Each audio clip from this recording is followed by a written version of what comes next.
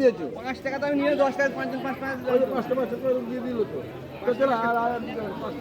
টাকা দিয়ে 10 টাকা দিয়ে দিল জন্য 5 টাকা নেবার জন্য হ্যাঁ